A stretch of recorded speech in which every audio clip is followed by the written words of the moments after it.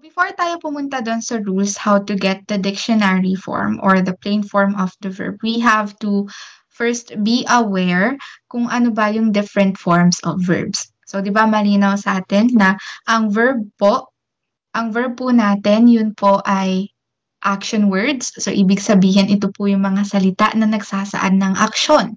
Yung tumakbo, kumain, maglakad, kumanta, sumayaw, anything that refers to action, yun po ay verbs na tinatawag. So in Japanese po, we have a lot of verbs, forms of verbs. So iisa-isahin natin sila.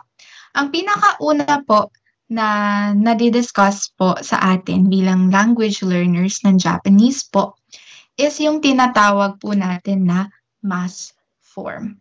Okay? Kadalasan po ang ini-introduce sa inyo na unang form ng verb is yung mass form po. So, bakit siya tinawag na mass form? Kasi po, sila po yung mga verbs na nagtatapos sa mas. So, yung halimbawa niyan is ikimasu, tabemasu, arukimasu, hashirimasu, nomimasu, no? Lahat sila nagtatapos sa mas. So, if ang verb ninyo ay nagtatapos po sa mas, automatically po, it's a mass form. Okay, mass form po ang tawag doon. Ngayon po, minasan, para saan po si mass form? Si mass form po, it shows politeness and respect, and it is usually used in formal setting.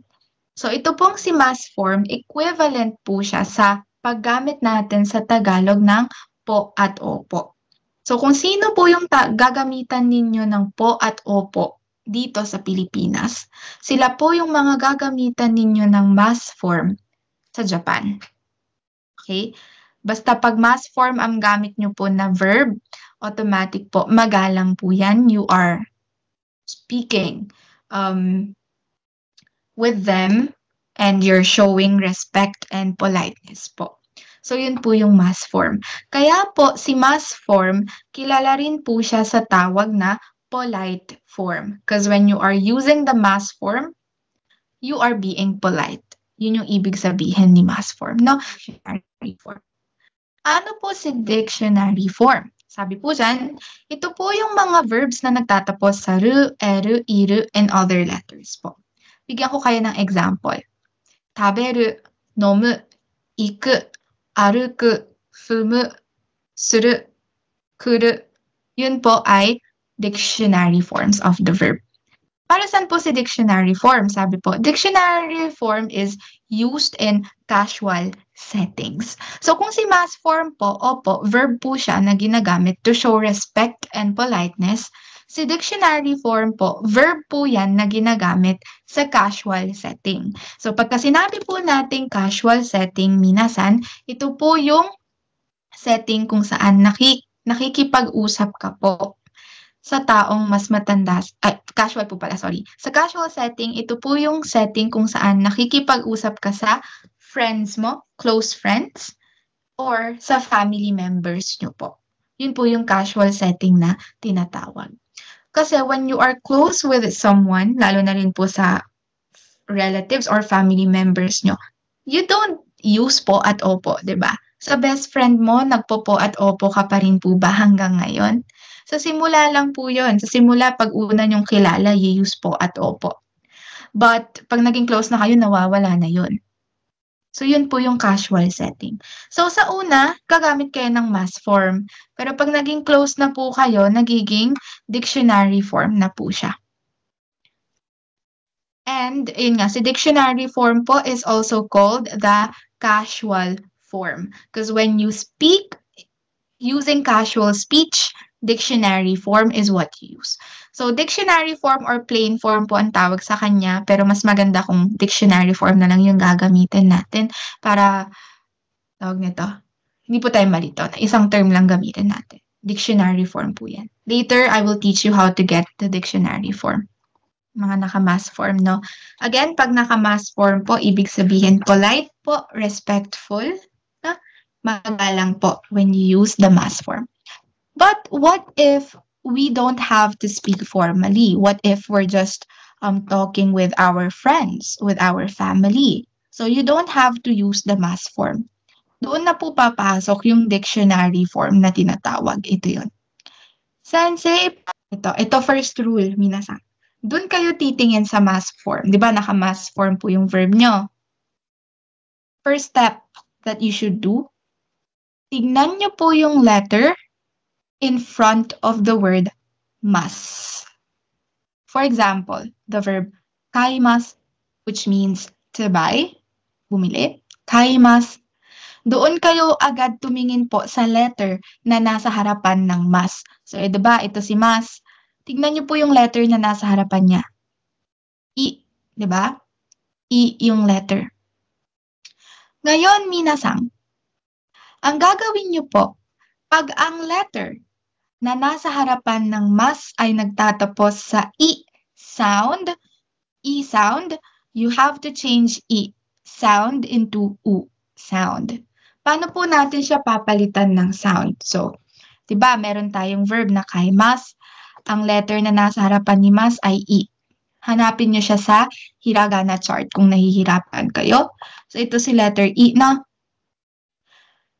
Sabi, papalitan daw natin si I sound ng U sound. So, ito kasi yung I sound. Ito pong, row na to, no? I, ki, shi, chi, ni, hi, mi, ri. Lahat yan ay I sound kasi lahat sila nagtatapos sa I sound, no? I, ki, shi, chi, I sound yan lahat. So, hanapin nyo po yung U sound. Ito yung U sound natin, no? Ito yun. Nagtatapos sila sa U sound lahat, no? U, ku, su, tsu, nu, fu, mu, yu, ru. Lahat yan ay U sound. So, yung kaninang ang letter na nasa harapan ng mas is letter E. Hanapin nyo po yung katapat niya sa U sound. Ang katapat ni letter E sa U sound is si letter U, right? So, si letter U po yung ipapalit ninyo kay letter E. So, dito, kaimas magiging ka-u, tapos tatanggalin nyo na lang po si mas. Ka na lang po siya. So, ka means to buy. So, kaimas minasan, it also means to buy, but this one is formal and polite. Ka means to buy, but this one is casual. So, halimbawa po, I'm talking to my boss. Sabi ko, bibili po ako ng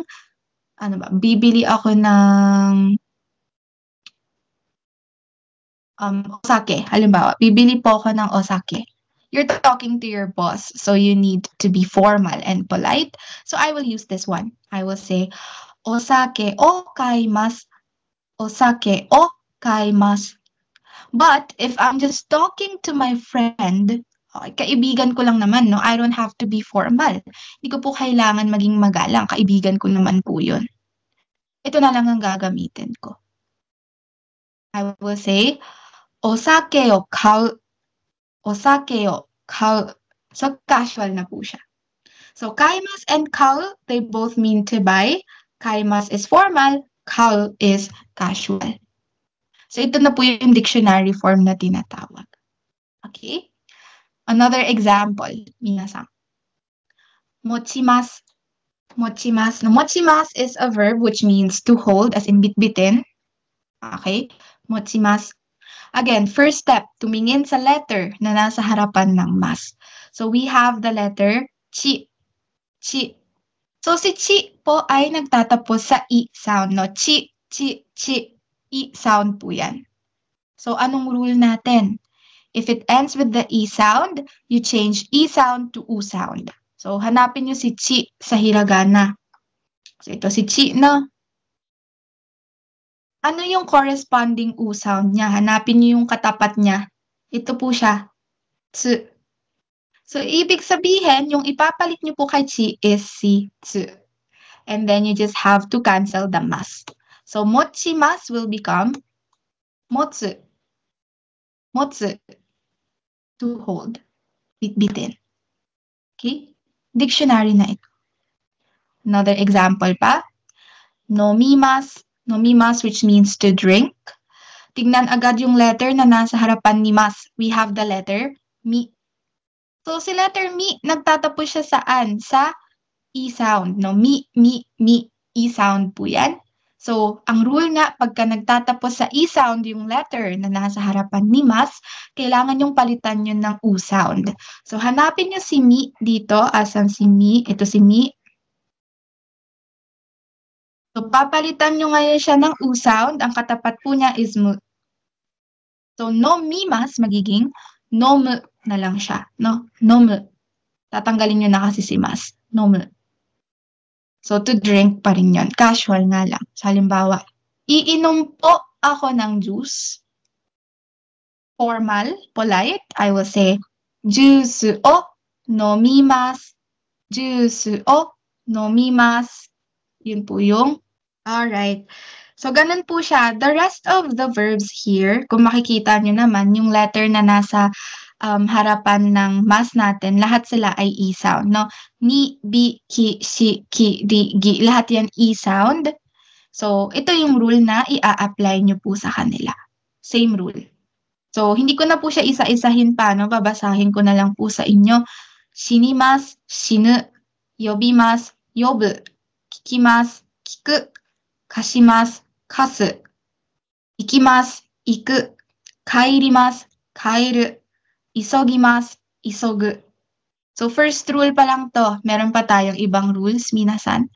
Again, pagka ang letter na nasa harapan ni mas ay nagtatapos sa E sound, you change E sound to U sound and then you cancel mas para makuha nyo po yung kanyang dictionary form.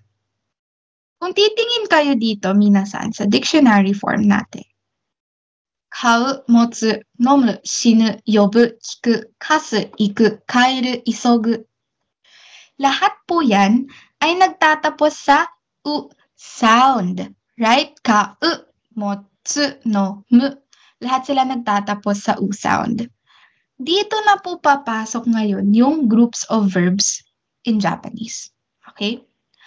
Sa Japanese po, ang verbs natin ay nahahati sa tatlong grupo.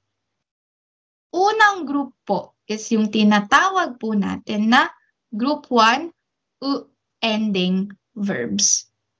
You don't have to remember that name na godan doshi. You don't have to remember that. What you need to remember is the group number and then yung tawag sa kanya. To. Group 1, ending verbs. So pagka ang verb po ninyo, minasan, pag ang verb ninyo ay nagtatapos sa U sound ha, hindi ko sinabing U letter, U sound po, automatic group number 1 po siya. Mahalaga po na alam ninyo kung anong grupo niya. It will become important later sa mga advanced lessons nyo po. So ito, halimbawa, itong mga verbs na to, kung titignan nyo ito, they all end with the U sound, no? U, tsu, mu, nu, bu, kusu, kuru, gu. Lahat yan U sound. So you immediately know na, okay, ito, group 1 ito, U ending verb. Okay? Ito pa yung mga example, no? Hanasu, kaku, kiku, matsu, nomu. They all end with the U sound, so group 1 po ito. Okay, group 1 pa lang tayo. Meron pa po tayong tatlo. Ay, meron pa po tayong dalawa. Kasi tatlo po yan in total. So, malinaw tayo doon ha. Pag may tanong, mag-tanong lang po. Sige, punta tayo sa second rule. Second rule tayo, minasang ha. Okay. Paano natin kukunin yung dictionary form ng iba? Kasi kanina ang tinakel lang natin pagka ang letter na nasa harapan ni mas ay nagtatapos sa E sound, we change E sound to U, cancel mas. Yun lang siya, no? Paano ito? Tabemas, tabemas. First step pa rin is to take a look at the letter in front of the word mas. So, tabemas. Ang letter na nasa harapan ni mas is be. Be. Si be, minasan. Nagtatapos ba siya sa E sound? Hindi po. Okay? Be po. Hindi po sinabing B. Okay? Be. Tayo, be. E sound yon, hindi po yung E sound. So, hindi siya E sound. So, ibig sabihin, malamang hindi nyo po gagamitin yung unang rule na diniscuss sa inyo. So, if ang letter po in front of mas is hindi po siya E sound, okay? Ang gagawin nyo po You cancel mas, tanggalin nyo si mas. So, tabemas, magiging tabe na lang. Dagdag ka ng ru. Taberu. Taberu. So, ito na po yung dictionary form niya. So, halimbawa po, kakain po ako ng breakfast. Halimbawa, formally, politely, I will say, asagohan o tabemasu. Politely yon, no? Asagohan o tabemasu. Pero pag casual lang siya, dictionary form na lang ang gagamitin ko. Asagohan o taberu. Asagohan o taberu. Casual na siya kasi dictionary form na po ang ginamit natin. Another example, akemasu. Tingin agad sa letter in front of the word mas. We have the letter ke. Hindi naman po to E sound, right? Ke po siya. So, ito yung rule na gagamitin nyo. Cancel mas, add ru. Akeru. Akeru. Halimbawa, akemas means to open. Let's say, bubuksan ko yung pintuan. Doa. Formally, doa o akemas. Doa o akemas. Casually, doa o akeru. Doa o akeru. Yan, casual na siya. And then same goes with this one. No? Same rule yan since yung letter na nasa harapan niya ay hindi naman po E sound. So, shimemasu, shimeru, tsukemasu, tsukeru, to turn on. Ito na, minasan. Sensei, bakit po ito? Itong apat na nasa hulihan. Kung titignan niyo po yung letter na nasa harapan ni mas, lahat po yan nagtatapos sa E sound. No? Kalimas, o kimas, mimas, imas. Lahat po yan, hindi po ba? It ends with the E sound, yung letter na nasa harapan ni mas. So, ibig sabihin po ba nun, Sensei, gagamitin po namin itong rule na inaral natin nung una? Changing E sound to U sound, cancel mas, yun po ba ang gagamitin namin? The answer is no. Okay? Hindi po. Bakit po? Because these four verbs, specific lang sa verb na yan, yung apat na verb na yan. Although meron pa pong ibang verb na ganito rin ang case, pero you're just gonna encounter it as you study advanced lessons. But pakitandaan po, itong apat na verb na to, si karimas, which means to borrow, okimas, which means to wake up, mimas, which means to watch, imas, which means to need or to exist, pwede rin. Itong apat na yan, even if yung letter na nasa harapan ni mas ay nagtatapos sa E sound, you're not gonna follow the first rule we have discussed.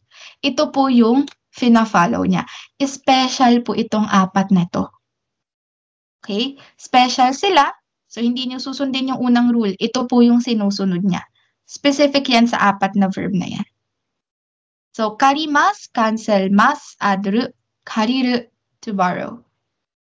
Halimbawa, hihiram po ako ng libro sa library. Formal, politely, I will say, toshokan de hon o karimasu. Toshokan de hon o karimasu. Pero pag casual lang yan, I will say, toshokan de hon o kariru. Toshokan de hon o kariru. Po yan. Okimas, also special, cancel mas, adru, okiru. Mimas, miru. So, manonood ako ng TV. Terebi o mimas, formal. Terebi o miru, casual na siya. Imas, magiging iru. So, itong apat na yan, special po yan ha. You don't follow the first rule, but second rule yung fina-follow nito. So, kung titignan nyo po ngayon sa dictionary form natin, no? Taberu, akeru, and so on. They all end with the eru or iru sound. Again, they all end with the eru and iru sound. No? Taberu, akeru, shimeru, tsukeru, kariru, okiru, miru, iru. They all end with eru or iru sound. Diyan na po papasok, minasan, yung group 2 verb natin. Tapos na kayo sa group 1. Kung naalala nyo, no, group 1, ang tawag sa kanya ay U ending verbs because they end with the U sound. Group 2 na tayo, minasan. Group 2 verbs natin, ang tawag po is iru and eru ending verbs. Kasi po, nagtatapos sila sa iru at eru. Group 2 verbs po sila. So, halimbawa, kiru, miru, okiru, oriru, shinjiru, akeru, ageru, deru, neru, taberu. So, pagka may narinig kayong verb tapos nagtatapos siya sa eru or iru sound, alam nyo na po automatic, group 2 po yun. Okay? Group 2 verbs po ang verb na yun. Mamaya malala. We're done with this one. We're down sa ating last verb. Last group of verb. May tinatawag po tayo na irregular verb. Yun po yung group 3 na tinatawag. Okay? Group 3 verbs, ang tawag sa kanya is irregular verbs. Good news, under group 3, dalawa lang po ang verb na meron tayo for group 3. We have the verb shimasu and kimasu. No? Shimasu means to do, as in gagawa ko ng assignment. Shukudai o shimasu. Maglalaro ko ng tennis. Tennis o shimasu. No? Shimasu yan. Pag sinabing shimasu dito, minasan, kasama rin po dyan yung mga verb na nagtatapos sa shimasu. Halimbawa, benkyou shimasu. To study. Souji shimasu. To clean. Okay? And all that. Lahat ng verb na nagtatapos sa shimasu, we use, ito po yun, under po siya ng group 3. Okay?